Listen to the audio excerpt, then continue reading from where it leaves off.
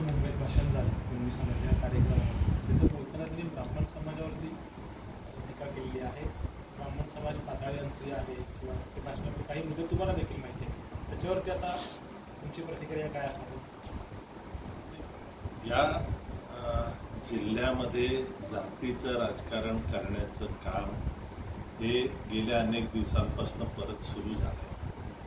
त्याची एक काही दिवसापूर्वी गुहागर तालुक्यात बैठक झाली. तिथे अशाच जातीवाचक विषयांचा उल्लेख केला गेला. त्याच्यावरती संघटनेनं काही पत्र लिहिलं आणि परत पत्र होत काल आणखीन जातीवाचक याच्यामध्ये उल्लेख आला. पण हा गेले अनेक वर्ष चालू असणारा विषय आहे. अनाजी पंथाची उपमा प्रत्येकाला द्यायची, हा कोणाचा तरी राग कोणावर तरी काढायचा हा प्रयत्न आहे.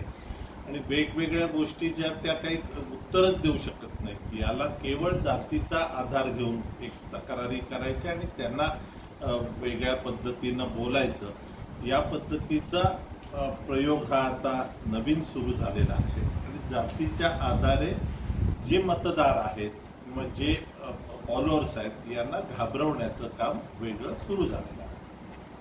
पण ह्या ज्या पद्धतीनं हे कुटकी म्हणा, ब्राह्मण समाज किंवा एक विशिष्ट समाजापुरतंच भास्कर जाधव बोलताना पाहायला मिळतात.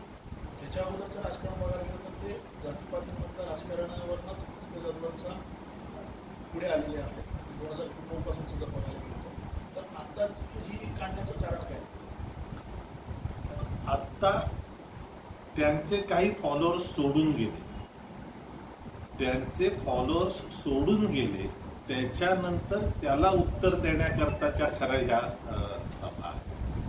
त्यांचे फॉलोअर्स का सोडून गेले, त्यामुळे काय झालं आणि त्यांच्याबरोबर किती झाले हा विषय राहिला बाजूलाच. पण त्याच्याहून विषयच तिसरीकडे न्यायचा आणि जातीतली तेढ निर्माण करायची. त्यामुळे एक जात घाबरून आपल्या पाठीमागे उभी राहील असा एक केविलवाणा प्रयत्न यातून दिसून येतो.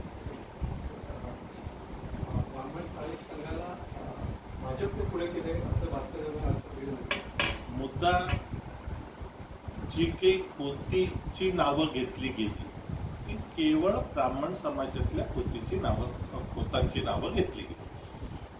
खोती काही फक्त एकट्या ब्राह्मण समाजातच आहे असं नाही, अन्य समाजातही खोती आहे. आणि अत्यंत चांगल्या प्रकारे रत्नागिरी जिल्ह्यातलं खोतीचं निर्मूलन झालं. त्यावेळी त्या जमिनी लोकांना दिल्या गेल्या.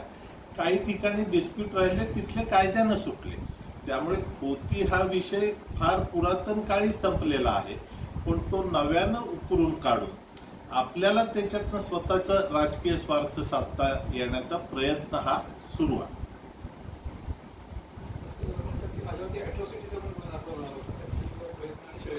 आता ही तर उत्तर गेल्या 2 वर्षात त्यांच्यावरती जे काही बोललं गेलं याचे प्रत्येकाचा प्रश्न ते संदर्भ इथे लावतात. त्यांचे फॉलोअर्स त्यांना सोडून का जात आहेत याचा त्यांनी अभ्यास केला पाहिजे.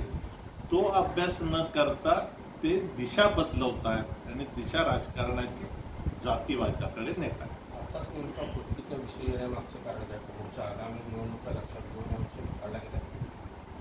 जिल्हा परिषद पंचायत समितीमध्ये आपले त्यांच्या पाठीमागे असणारे त्यांचे जिल्हा परिषद सदस्य जे होते ते त्यांना सोडून चालले आणि त्याच्या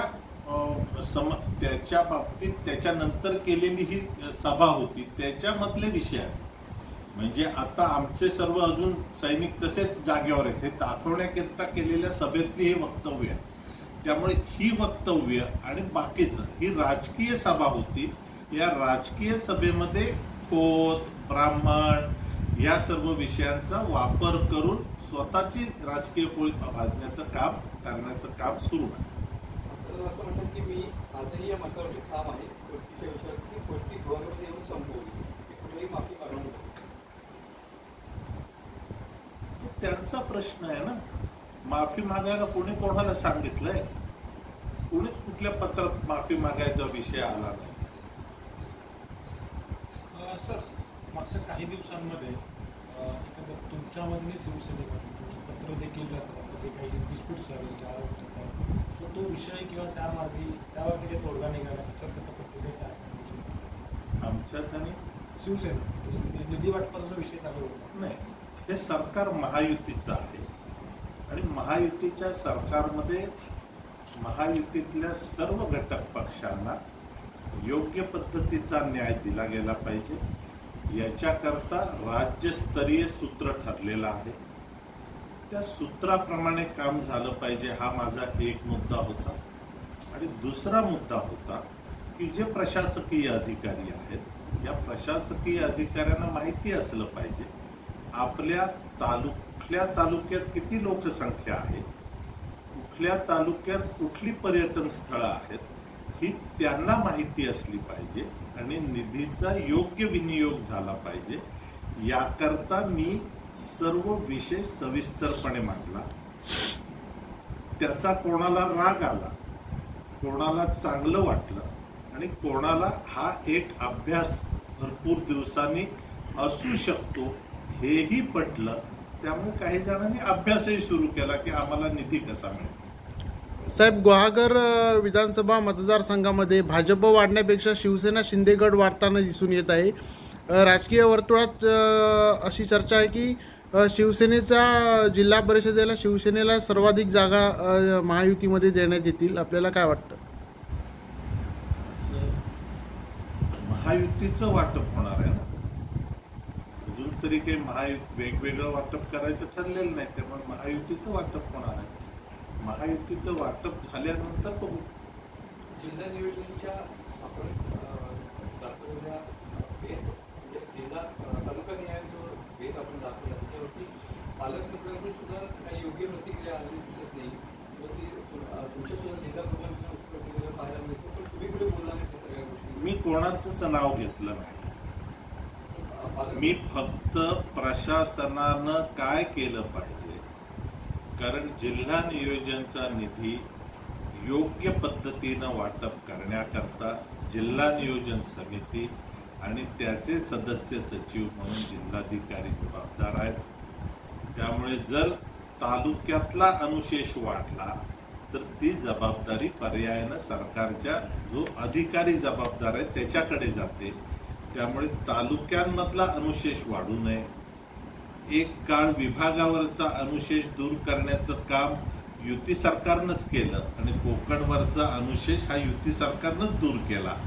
असं असताना महायुती सरकारमध्ये तालुक्यामधला अनुशेष वाढू नये एवढाच माझा त्यातला प्रयत्न. आगामी निवडणुकांमध्ये भाजप स्वतंत्र लढण्याची इच्छा आहे, कारण सामंतांनी पण स्वतंत्र लढण्याची महायुतीमध्ये किंवा कुठल्याही युतीच्या वाटपामध्ये सन्मानजनक युतीच्या जागांचं वाटप व्हावं लागतं आणि सन्मानजनक युतीच्या जागांचं वाटप झालं तरच युती होते, अन्यथा अडचणी तयार होतात. त्यामुळे या सन्मानजनक युतीच्या वाटपाची चर्चा सुरू झाली की मग स्वतंत्र लढायचंय का युतीत लढायचंय हे नंतर ठरणार आहे. युतीची चर्चा होण्याआधीच जर कोण म्हणायला लागले स्वतंत्र लढायचं तर सर्वांना सर्व मार्ग मोकळे आहेत. असं काही कोण कोणाला बांधून ठेवू शकत नाही. पण युती कोणी बोलायला लागले नेते तर तेही किती संयुक्तिक आहे याचा महायुतीतल्या वरिष्ठ नेत्यांना विचार करायला सांगतो.